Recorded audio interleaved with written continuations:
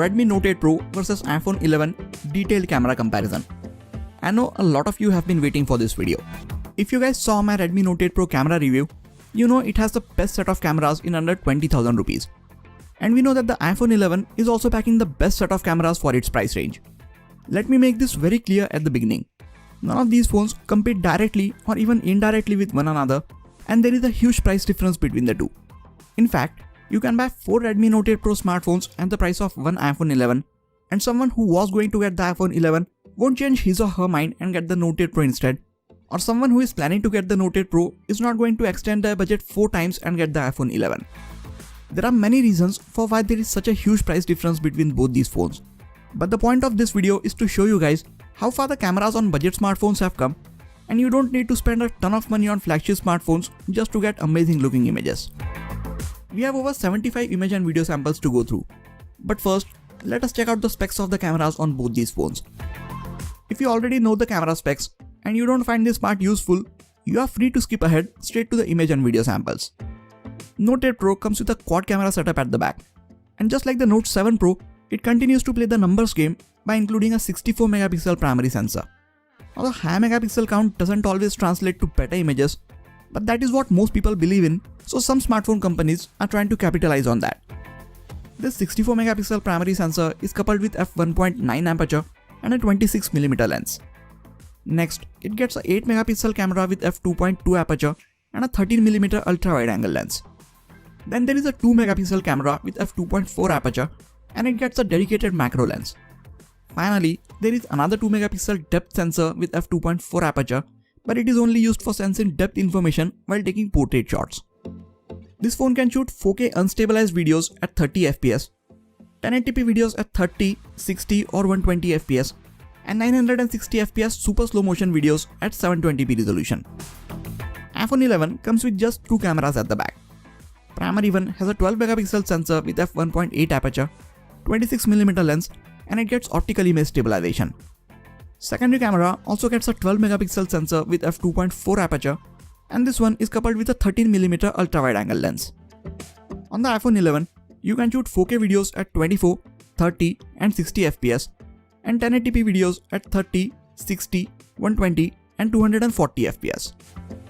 At the front, Note 8 Pro gets a 20 megapixel camera with f2 aperture, while the iPhone 11 has a 12 megapixel camera with f2.2 aperture.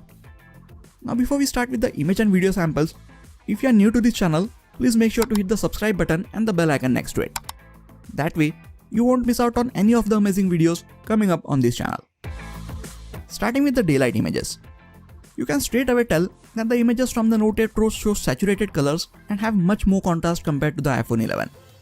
There is no shortage of details in the images from either of these phones. When we zoom in, we see a bit more noise in the darker areas in the images from the Note 8 Pro, but it still holds on to most of the details. Images from the iPhone 11 are a tad bit sharper, but the difference is barely visible and most people won't even notice it unless they compare these images side by side. Starting at about 65,000 rupees, we expect to get very good images from the iPhone 11. But despite of coming in at 1/4 the cost, the Note 8 Pro is holding pretty well in these lighting situations. Colors from the Note 8 Pro are a bit inconsistent. It uses AI scene detection to optimize the colors according to the scene, and this doesn't always do the best job. In some cases, it saturates the colors way too much, while in others, it just makes the images look dull. iPhone 11 on the other hand is much more consistent with colors. I won't say it is showing the exact colors of the scene as they were, but it is more accurate with the white balance and color temperature of the overall image and gives us a better idea of how the scene actually looked. In the end, color is a personal choice, and which one of the two you choose depends on your color preference. Coming to high dynamic range situations. I think the Note 8 Pro is doing an excellent job in some of these shots. Its colors are a bit on the warmer side, but it does a good job of bringing up the shadows and preserving the highlights. Of course, the Smart HDR on the iPhone 11 does an even better job, like we see in the shadows of the leaves and the sky in this image. But in this next one, Note 8 Pro did a better job with the highlights outside the window. As we zoom in, we see it captured much more noise in the whole process, while the iPhone 11's image is very clean. In this image, iPhone 11 again did a much better job of preserving the highlights of the bright background, and it also brought up most of the details from the leaves, while the Note 8 Pro did not do a good job at all. This has been the case with the Note 8 Pro. sometimes it can pull out an amazing shot, but the performance is not at all consistent. Whereas the iPhone 11 gives you good looking images one after the other consistently. Note 8 Pro has 4 cameras at the back, but just like the iPhone 11, it can only shoot in 2 different focal lengths. Primary cameras on both these phones have 26mm lenses, so you can take normal images like this. And the secondary camera on both have 13mm lens, so you can take ultra-wide shots like this by standing at the same exact spot. This wide lens is great to get more of the scene in your shot without having to move back.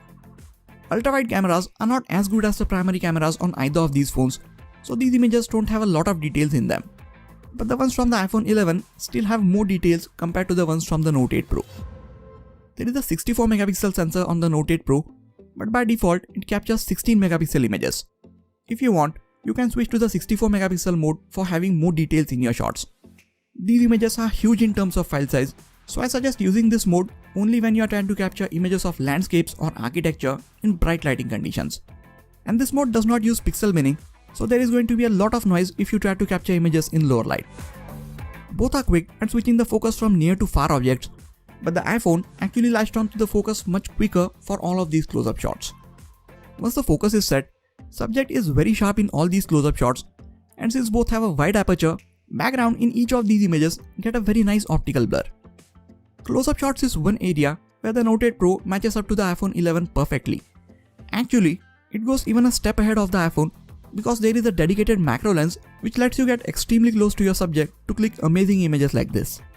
iPhone 11 can't even set the focus while being so close to a subject, so for taking close-up and macro shots, Note 8 Pro is actually better than the iPhone 11. But this macro camera has a tiny 2MP sensor, so its quality quickly falls apart and there is a lot of noise in these images if the light is anything less than ideal. So just be aware of this while taking macro shots. As we start getting into slightly lower lighting conditions, difference in these images starts to get a bit obvious. In this image, we can clearly see the iPhone 11 doing a much better job in terms of dynamic range of the background and overall clarity and detail levels of the scene.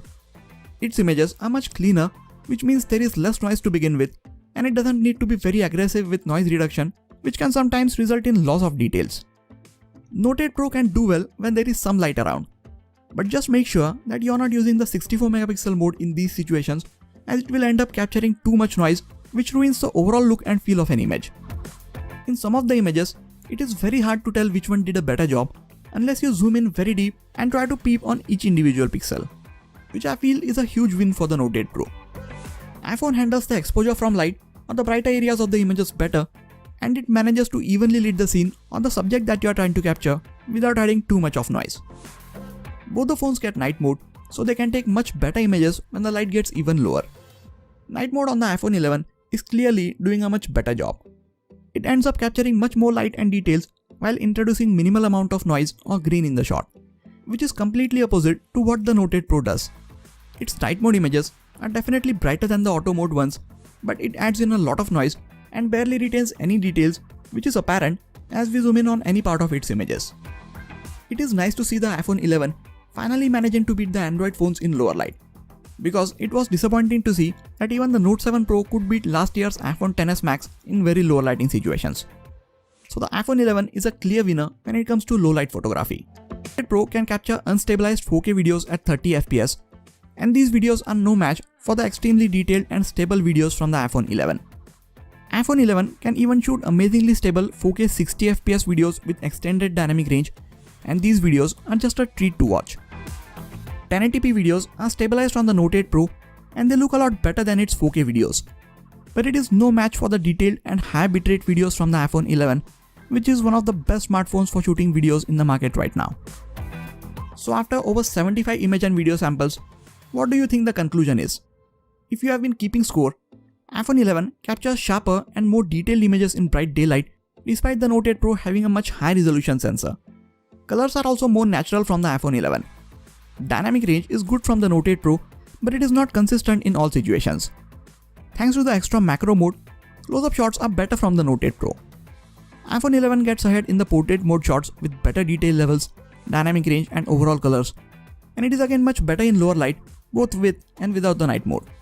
But the overall performance of the Note 8 Pro is not too far behind, and many of these differences are only visible if you know a lot about photography or if you zoom in too deep and compare these images side by side.